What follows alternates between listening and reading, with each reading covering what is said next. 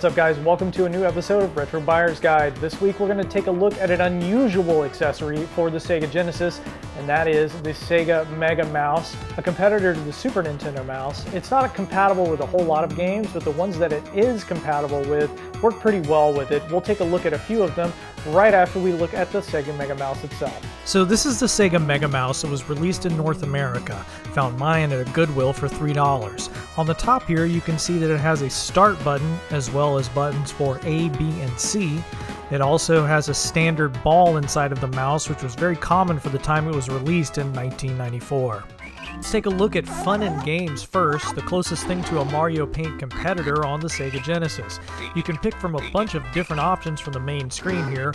We'll take a look at the Music Maker first. Like Mario Paint, you can place notes of different instruments onto a musical staff and play them back at various speeds. There's also some built-in songs as well. It's fun. There's also 3 mini-games you can play, although the game recommends you use a controller instead of the mouse. For the purposes of this video, we're going to use the mouse though. First up is Mouse Maze, a Pac-Man style game where you navigate through a maze to collect all of the cheese, eat a bone, and you turn into a dog for some reason. Then you're able to eat the cats that have been chasing you. This one's okay with the mouse. Next up, there's Space Laser. Basically, you shoot at stuff from a cockpit view.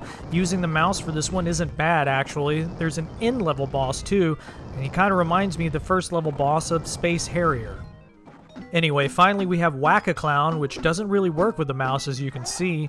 The mouse kind of just jumps up and down rows with the slightest touch, making it very unplayable. There's also an art mode where you can draw freely on a canvas. The mouse is perfect for this. It's got all the basic functions you would expect: paint, fill, eraser, different colors to choose from. It works well, and it gets a thumbs up for me. There are a couple of more modes to mention. This is one which lets you pick different clothes to put on. Okay. And then there's also this one which lets you switch out the top, middle, and bottom of the character. And that is fun and games. Next up we have Richard Scarry's Busytown. This is a kids game that was based on a popular kids show at the time it came out.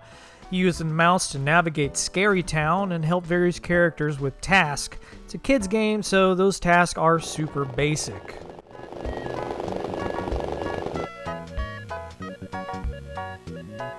Would you take care of the deli while I'm gone?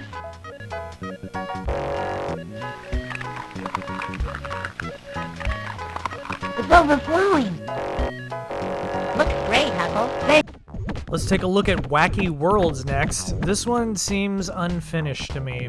It's kind of like a tech demo or something almost. Sonic makes a brief appearance as the cursor you can see, but that's about it. You pick from several different scenes and basically move stuff around. It's like a diorama that you can manipulate, and that's pretty much it. It's weird and not really something I would recommend spending more time with unless you're just crazy about digital dioramas. I'd pass on this one. Finally, to finish out the Genesis/Mega Drive games, let's check out the Japanese release of Marble Madness, which, you guessed it, is compatible with the Mega Mouse. This one actually plays very well, and to quote Twitch streamer Gunstar Heroes, it's kind of a game changer.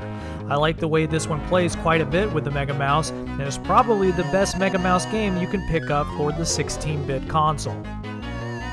Now, Sega CD games are really where the Mega Mouse shines, especially for point-and-click adventures like The Secret of Monkey Island. If you happen to own this game, the mouse works just like it does on the DOS version for PC. If you haven't played this game by chance, it's highly regarded by many to be one of the best released in the heyday of LucasArts point-and-click adventures. The one drag to playing it on the Sega CD is the insanely long load times. It breaks up the gameplay far too often, so unless you're really patient, I would just pick this one up on Steam instead.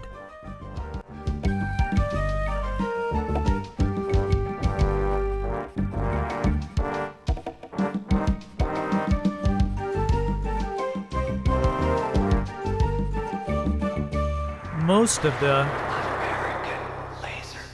were completely compatible with the Mega Mouse. These are all light gun games that feature live actors. The timing is very precise on these, and you have a very short window when you're supposed to shoot or it's game over. There's someone to see you, boss.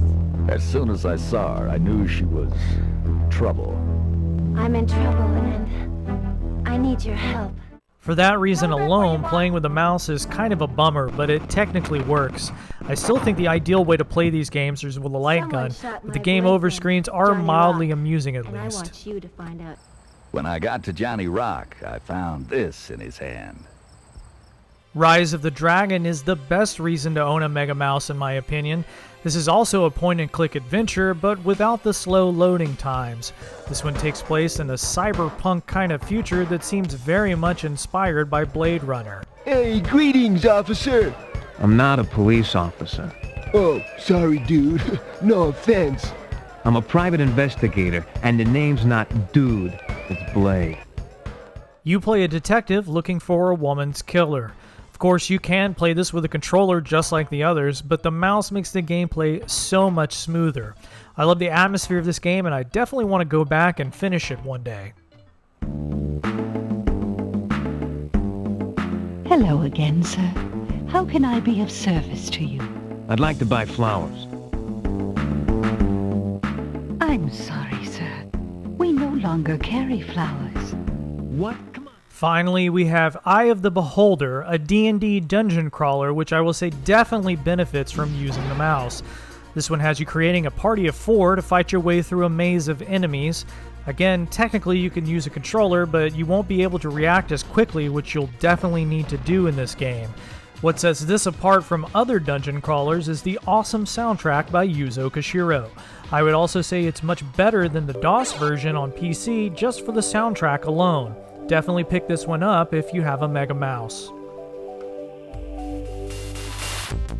Alright guys, that's going to do it for this episode of Retro Buyer's Guide. As always, I really appreciate you watching and supporting the channel. If this is your first time watching a video of mine, please like and subscribe so you can keep up to date with future videos.